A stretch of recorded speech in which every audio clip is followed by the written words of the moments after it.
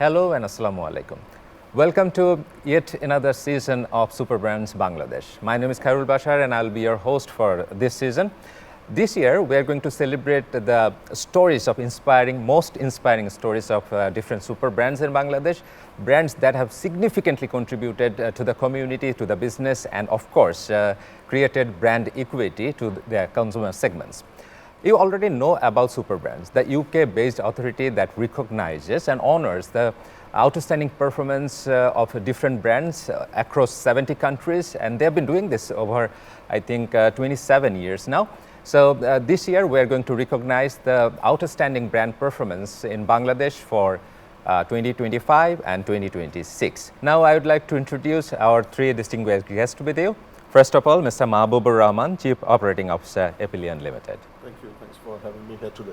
Next, I have Mr. Imtiaz Ahmed, Executive Director, Team Group. ধন্যবাদ super brand এবং channel আইকে আমাকে আমন্ত্রণ জানানোর জন্য। Then I have Mr. Shihab Ahmed, Chief Sales Officer, Sales and Customer Service, Shanta Holdings. Thank you so much for awarding us for the fourth consecutive times as Super Brand of Bangladesh. Thank you so much. Epilion Group has become the most trusted brand in Bangladesh for its contribution in the textile sector and establishing this special brand called Sailor, right? So what are the key things that you have done to achieve this milestone? First of all, Epilion Group is basically an export-oriented company, 100% export-oriented company. We're exporting to Europe, US, Australia as well. Here, Sailor is our local brand, and Sailor is really doing good so far, and this journey was not so easy for us. I must say that Sailor has a very good R&D department, and Sailor has a very creative marketing strategy, and that team is doing so far excellent, and that is the reason behind of our success in the local market, because local market is too much competitive nowadays, and our export we are dealing with the very famous retailers around the globe, like Tommy Hilfiger, like Tommy Jeans, Calvin Klein, under the PVH Corporation, and also we are dealing with Marks and Spencer, and we are also dealing with few other brands like G-Star Raw, which is a very fashion name in the world market. Interesting. So you are saying that your local success is basically driven by marketing strategy. Absolutely. All right. So taking this cue, I will come to Team Group now. What about Team Group? What you have done especially in order to create this super brand in Bangladesh and position yourself so strongly in the market? একটা super brand হতে গেলে আমার ধারণা একটা স্বপ্নের প্রয়োজন এবং সেই স্বপ্নটা কাউকে দেখতে হবে, স্বপ্ন দেখাতে হবে। আমি সুপার ব্র্যান্ডের কথা বলছি, এবং সেটার একটা বাস্তবায়ন দরকার। এই তিনটা সমন্বয় হলে একটা সুপার ব্র্যান্ড ক্রিয়েট হয়। ব্র্যান্ড ইজ এ রিফ্লেকশন, মানুষ আমাকে কীভাবে দেখছে, ইজ নট এ সিম্বল। তো সেদিক দিয়ে যদি বলতে হয়, আমাদের যিনি ম্যানেজিং ডিরেক্টর ছিলেন আব্দুল হাইল রাকিব, ইনি মূলত আমাদের স্বপ্নদ্রষ্টা ছিলেন। উনি আমাদের স্বপ্ন দেখিয়েছেন, আমরা স্বপ্নে দেখেছি। এখন এটা আমাদের দায়িত্ব সেই স্বপ্নকে বাস্তবায়নের পর্যায়ে নিয়ে যাওয়া। এটা ছিল আমাদের মূল সুপার ব্র্যান্ড হওয়ার পেছনে আমাদের যে সবচেয়ে বড় যে চালিকা শক্তি কাজ করেছে, আমি সেটা আপনাকে বললাম। তারপর যদি দেখেন, আমাদের তিন ধরনের ব্যবসা, আমাদের সোর্সিং ইউনিট, ম্যানুফ্যাকচারিং ইউনিট, নন ম্যানুফ্যাকচারিং ইউনিট। আমরা যখন শুরু করেছিলাম 2009-এ, আমরা কিন্তু 6টা ফ্যাক্টরি কিনেছিলাম, যে ফ্যাক্টরিগুলো সিক ফ্যাক্টরি ছিল ব্যাংক থেকে। এবং আল্লাহর অশেষ করুণায় আমি বলবো যে সেই 6টা ফ্যাক্টরি এখন 23,000 লোক কাজ করছে। সেই 6টা ফ্যাক্টরি, 3টা ফ্যাক্টরি এখন আপনার কমপ্লায়েন্ট ফ্যাক্টরি, যেগুলো লিড সার্টিফাইড প্ল্যাটিনাম ফ্যাক্টরি। আপনি কনভার্সনটা খেয়াল করেন, 6টা রুগ্ন ফ্যাক্টরিকে একজন স্বপ্নদ্রষ্টা সেটাকে এখন একটা আন্তর্জাতিক প্ল্যাটফর্মে দাঁড় করিয়েছেন। আমরা টমি হিলফিগারের কাজ করছি, আমরা ক্যালভিন ক্লাইনের কাজ করছি, সেই সব ফ্যাক্টরিতে যেগুলো সিক হয়ে ব্যাংকে পড়েছিল। রাইট। এই যে ট্রান্সফরমেশনটা দেখছেন আপনি, এটা কিন্তু শুধুমাত্র যে আমরা যে এই ফ্যাক্টরিগুলোকে কিনে সেগুলোকে যে আমরা আপগ্রেডেশন করেছি তা না। সেখানে যদি আপনি সোশ্যাল পয়েন্ট অফ ভিউ দেখেন, সেখানে মানুষের কর্মসংস্থান হয়েছে। বাংলাদেশে গার্মেন্ট ম্যানুফ্যাকচারিং যদি আপনি চিন্তা করেন, বিদেশের কাছে একটা ভিন্ন আঙ্গিকে আমরা কিন্তু উপস্থাপনা করতে পেরেছি যে আমরা প্ল্যাটিনাম সার্টিফিকেট। বাংলাদেশের নাম কিন্তু সেখানে উজ্জ্বল হচ্ছে। Right. বিদেশের যে বায়াররা আছেন তারা কিন্তু আমাদেরকে চিনতে পারছেন যে বাংলাদেশে এখন অনেক ফ্যাক্টরি আছে যেগুলো আন্তর্জাতিক মানসম্পন্ন, যেগুলো প্ল্যাটিনাম সার্টিফাইড, যেগুলোর এনভায়রনমেন্টাল পার্টগুলোকে লুক আফটার করা হচ্ছে যে আমরা কার্বন এমিশন করছি না। সো এইসব জিনিসগুলো যদি দেখেন, I believe this is our journey, যেখানে আমাদেরকে একটা সুপার ব্র্যান্ডে এখানে নিয়ে এসেছে। Is not only the local, it is also the global accreditation behind the brand. এই জিনিসগুলোর সমন্বয়ে কিন্তু আমরা আজকে এই অবস্থায় চলে এসেছি। আরেকটা যদি বলেন যে আমাদের সাকসেসের বড় হিস্ট্রি, আমাদের যে ম্যানুফ্যাকচারিং ইউনিট এবং সোর্সিং ইউনিট এবং যে আমাদের নন ম্যানুফ্যাকচারিং ইউনিট, এই তিনটা কিন্তু এক একটা আরেকটাকে কমপ্লিমেন্ট করছে। Right. একইভাবে আমাদের 12 ব্র্যান্ড ইজ আমাদের নিজস্ব ব্র্যান্ড। 12 ব্র্যান্ডের কিছু কিছু ম্যানুফ্যাকচারিং কিন্তু আমরা আমাদের অফ টাইমে করে ফেলছি, সেটা কিন্তু এটাকে কমপ্লিমেন্ট করছে। আমরা কিন্তু যখন আমাদের ফ্যাক্টরিগুলো কিন্তু মাঝে মাঝে কিছু সময় কাজ কম থাকে কিংবা দুটো কাজের ফাঁকে একটা গ্যাপ থাকে, সেই সময় আমরা 12-এর কাজগুলো করে ফেলছি, এটা ওটাকে রেসিপ্রোকেট করছে। এবং আমাদের যে ফার্মাসিউটিক্যাল যেটা আছে, ফার্মাসিউটিক্যালস ফ্রিতে তাদের মেডিসিনগুলো আমাদের ওয়ার্কারদের প্রোভাইড করছে। সো এখানে all are we are coordinated একটা অ্যাপ্রোচে আমরা চালাচ্ছি। সো এই যে কম্বিনেশন এফোর্ট, এই যে ইন্টিগ্রেটেড এফোর্ট, এটা আমাদেরকে আসলে সুপার ব্র্যান্ড হিসেবে ক্রিয়েট করার পেছনে যথেষ্ট ভূমিকা রেখেছে বলে আমি মনে করি। খুব মজার আইডিয়া পাচ্ছি। একটা ছিল marketing strategy, then this thing integration. Next I will come to mister Shihab Ahmed, to you. The way Shanta Holdings basically redefined the urban landscape and the living in Bangladesh, it is super encouraging, right? And my question to you, how you have achieved this benchmark, first of all, and then I'm sure there are so many upcoming projects that you want to talk about. Please do so. Thank you so much. যখন আমরা আমাদের প্রজেক্টগুলো শুরু করি, it was actually our boards vision যে বাংলাদেশে শুধুমাত্র একটা অ্যাপার্টমেন্ট বা একটা কার পার্কিং দিয়ে একটা বাসা অথবা একটা অফিস বিল্ডিং শুধুমাত্র একটা অফিস বিল্ডিংয়ের জন্য বানানো না, তাহলে কীভাবে আমরা এই স্কাইলাইনটাকে চেঞ্জ করব। আমাদের জার্নিটা শুরু হয় রেসিডেন্সিয়ালে। আসলে আমাদের প্রথম যে লার্জ কন্ডোমিনিয়াম আমরা করেছি দিগন্ত পরিবাগে, সেখানে আমরা শুধুমাত্র বাসা না, বাসার বাইরে ওই বাসার যারা বসবাস করবেন তাদের প্রত্যেকটা মানুষের লাইফটাকে বাসার বাইরেও ছড়িয়ে দেওয়ার চেষ্টা করেছি। সেখান থেকে আসলে শুরু। কমার্শিয়ালও তাই। আমরা দেখেছি যে আমরা যখন বাংলাদেশে অফিস করতে যাই, কমপ্লায়েন্ট অফিসের সংখ্যা আসলে খুব বেশি ছিল না, যেরকম আমাদের গার্মেন্টসে অনেক কমপ্লায়েন্ট ফ্যাক্টরি এখন হচ্ছে। বাট যতগুলো global company local company office করছে তাদেরও কিন্তু আসলে একটা কমপ্লায়েন্ট অফিস দরকার। অফিসের ভেতরে এনভায়রনমেন্টটা যত ভালো হবে তত কিন্তু একজন এমপ্লয়ির জন্য সেটা অনেক মোটিভেটিং হবে কাজ করতে, সে আরও অনেক ইন্সপায়ার হবে। বিকজ আমরা যখন একটা অফিসে কাজ করি আমাদের কিন্তু সব কিছু মিলিয়ে একটা শুধু অফিস প্রেমাইস না, আরও অনেক কিছু দরকার হয়, so that we can link together এবং একটা ওপেন স্পেস। সো ডিজাইন একটা অনেক বড় ফ্যাক্টর, কোন বিল্ডিংটাতে আমি অফিস করছি। প্রত্যেকটা বিল্ডিংয়ের কিন্তু একটা পার্সোনালিটি আছে। আমরা চেষ্টা করেছি ঢাকায় যখন রেসিডেন্সিয়াল এরিয়াগুলোতে কাজ করি একটা ভালো লোকেশন চুজ করতে, সেটার পেছনে একটা ভালো ডেডিকেটেড টিমকে পয়েন্ট করতে যারা সুন্দর একটা প্রজেক্ট ডিজাইন করবে, ভেতরের ফাংশনালিটিগুলো ইনশিওর করতে, রেসিডেন্স হোক বা কমার্শিয়াল হোক তার ভেতরে স্পেসের বাইরেও পুরো বিল্ডিংটাকে আরও ইন্টারেস্টিং করার জন্য। এইভাবে করে আসলে আমরা এখন পর্যন্ত এসছি, যার জন্য আমাদের প্রত্যেকটা প্রজেক্ট কাস্টমাররা মনে করেন যে না তারা ভালো ইনভেস্টমেন্ট করেছেন এবং তাদের প্রজেক্টে ভ্যালু এডিশন হয়েছে এবং ক্যাপিটাল গেইনগুলো হচ্ছে।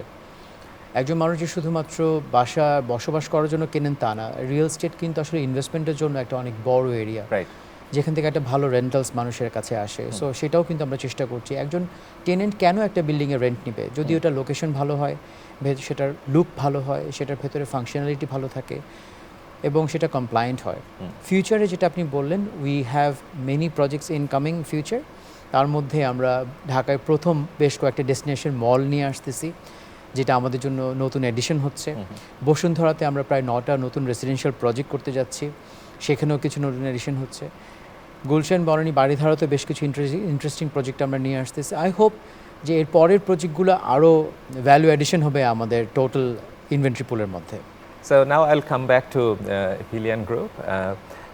I was going through all the great stories of Epyllion Group, and my key take is innovation and sustainability. These two are the key things that you've been looking at. So ওই দুইটা জায়গাতে আমাদেরকে যদি একটু enlighten করতেন, আপনারা কি কি করছেন? Epyllion integrates the innovation and sustainability in a different way. First of all, in a manufacturing process, we have also integrated different types of mechanism of the machines. the state-of-the-art technology and the resource-efficient product. Especially in regards to the resource-efficient, I mean to say it's sustainable raw materials. The sustainable raw materials is very important nowadays for sustainable product. এই জন্য আমাদের dedicatedly একটা supply chain department কাজ করছে। They are roaming around the globe to get the right materials for our product in a very efficient manner. I mean to say there is a matter of pricing as well. And nowadays আপনি জানেন হয়তো আমাদের retailer বা ব্র্যান্ডরা অনেক sustainability নিয়ে কথা বলছে। So সেই সাস্টেনেবিলিটির ক্ষেত্রে আমরা যদি একটা দেখি যে এটা আমাদের কতটুকু ইফিশিয়েন্ট, আমাদের প্রোডাক্টকে ইফিশিয়েন্ট করতে গেলে আমাদের প্রাইসিংও একটা বড় ইম্প্যাক্ট পড়ে। এবং অন দ্য আদার হ্যান্ড আমরা যদি রাইট প্রাইসিং পাই, ডেফিনেটলি এগুলো নিয়ে আমরা আরও বেটার ওয়েতে কাজ করতে পারবো। To serve our retailers it is very important to get the right pricing as well. On the other hand আমরা যদি আমাদের কোম্পানিকে সার্টিফিকেশনের আন্ডারে চালাতে চাই, ডিফারেন্ট টাইপসের মেকানিজম আমরা যদি ইউটিলাইজ টুলস এগুলো ইউজ করতে চাই, definitely we need certain prices. And on the other hand, if we do not get the right price from our customers, then definitely it is going to be very tough for a manufacturing industry to run the show. So এখানে একটা awareness লাগবে, তাই তো? Absolutely it is. Thank you. Both So, party approach হবে. Right. It has to be reciprocal. একটা responsible behavior from our customers so that they are aware and they could go there to buy your sustainable products. Absolutely. Right? In front of me, Imtiaz Bhai is also here. They are running a big show also.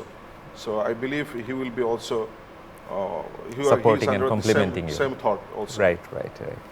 So now I'll come back to Team Group, Mr. Imtiaz. The way we've been discussing, and I was going through the philosophy behind Team Group, and one thing I picked up from there: together we grow.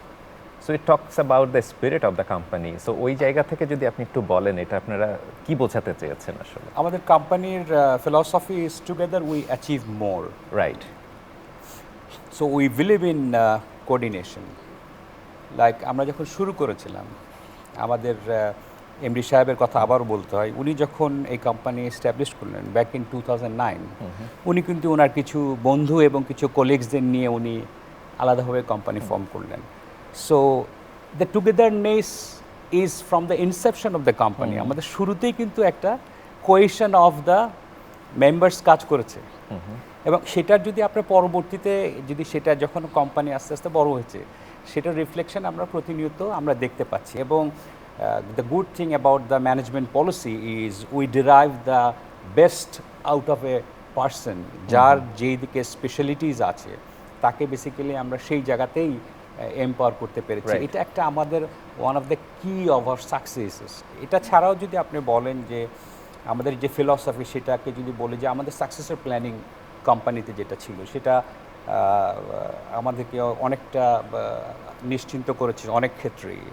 যেমন টার্মল সিচুয়েশনে আমাদের যখন নেতৃত্বের প্রয়োজন হয়েছে, তখন কিন্তু আমাদের তেমন কোনো চিন্তা করতে হয়নি, because we have a second layer of leadership ready by then.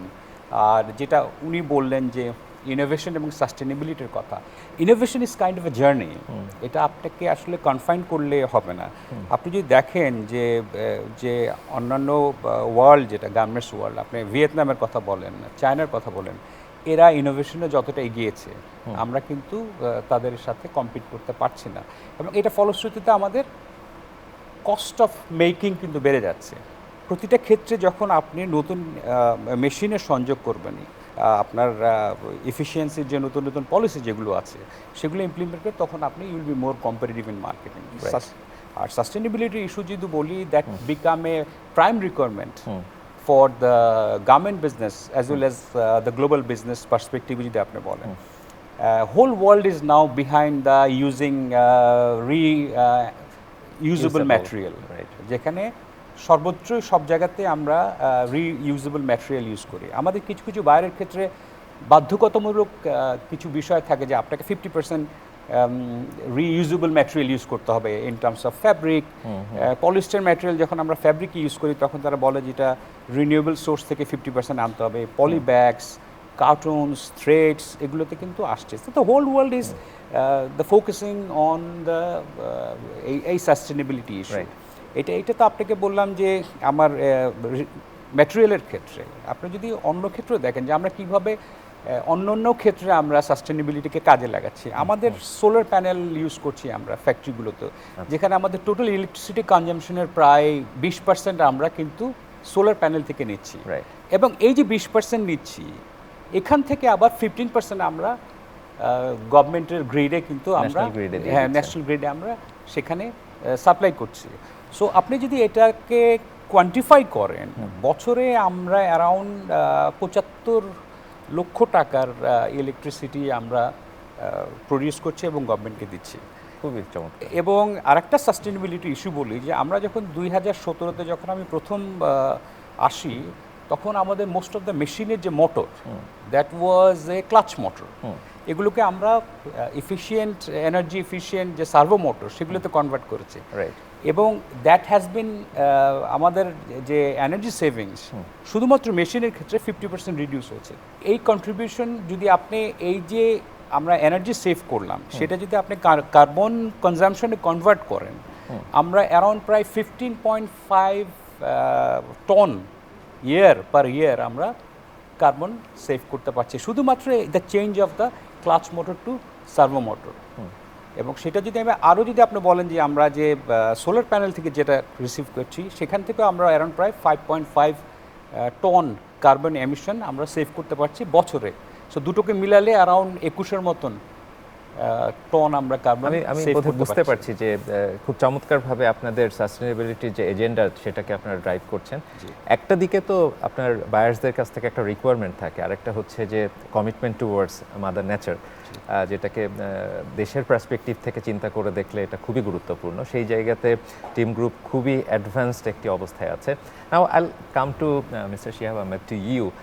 Rapid urbanisation is a reality, right? ইটকাট এই শহরের যে নাগরিক জীবন এবং আমাদের যেভাবে গ্রিন কেটে বিল্ডিং বানাতে হচ্ছে, মেগা স্ট্রাকচারসগুলো হচ্ছে, এটা আসলে একটা সময়ের দাবি, এটা করতে হবে। বাট এখানে আমি জানি যে শান্তা হোল্ডিংস যখন কাজ করে, they have a very strong and powerful story to tell to protect green and mother nature. So could you please tell us that story? Thank you Basu ভাই। আমরা শুধুমাত্র এই এখন না, যখন আমরা শুরু করেছি তখন থেকে কিন্তু সাস্টেনেবিলিটি, গ্রিন এগুলো নিয়ে আমরা কাজ করি। আমাদের প্রত্যেকটা প্রজেক্ট যখন আমরা আসলে রিয়েল এস্টেট কিন্তু there are like set of things that you have to consider. Number one, ঢাকায় ভালো একটা ল্যান্ড খুঁজে পাওয়া কিন্তু খুব মুশকিল। ছোট একটা ল্যান্ড কাজ করতে গেলে সেই ল্যান্ডে কিন্তু চারিদিকে জায়গা ছাড়ার কোনো সুযোগই খুঁজে পাওয়া যায় না। সো এই জন্য কিন্তু আমরা শুরু থেকে আপনি দেখবেন আমাদের প্রত্যেকটা প্রজেক্ট কিন্তু আমরা একটু লার্জ স্কেলের ল্যান্ড নিয়ে কাজ করতেছি, সো দ্যাট আমরা 50% জায়গা যেটা রাজ্যকে নিয়ম অনুযায়ী ছেড়ে দিচ্ছে, ওই জায়গাটাকে কিন্তু প্রথমেই আমরা ল্যান্ডস্কেপিংয়ে গ্রিন করে ফেলতেছি।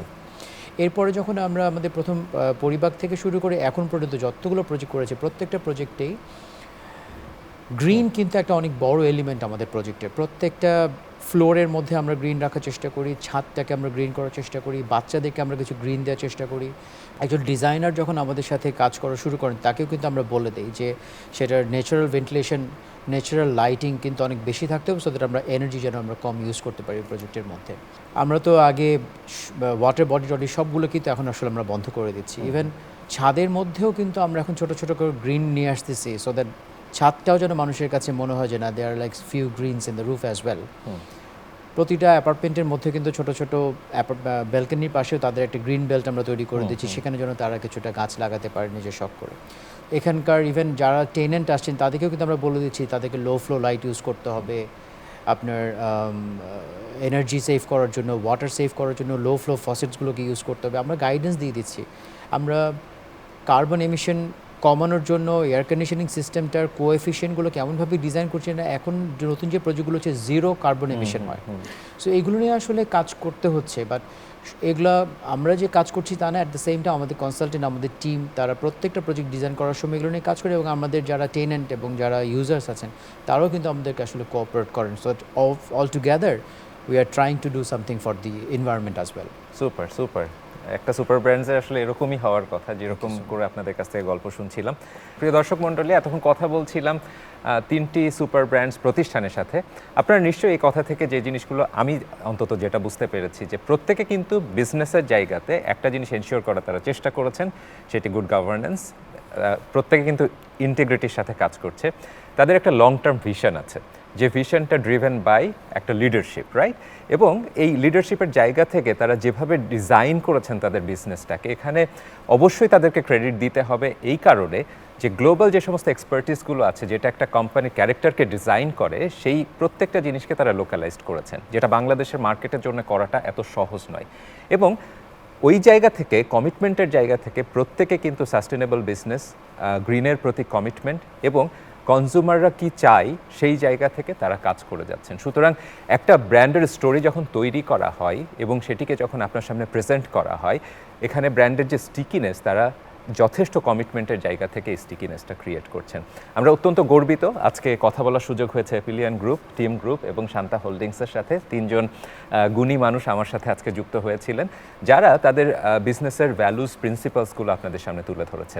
আশা করি আপনারা উপভোগ করেছেন। দেখা হবে নেক্সট এপিসোডে, তখন নতুন গেস্ট থাকবে আমাদের সাথে, নতুন সুপার ব্র্যান্ডস নিয়ে কথা হবে, নতুন স্টোরিজ নিয়ে কথা হবে, হয়তো নতুন কিছু শিখবো আমরা। ধন্যবাদ আপনাদের সবাইকে।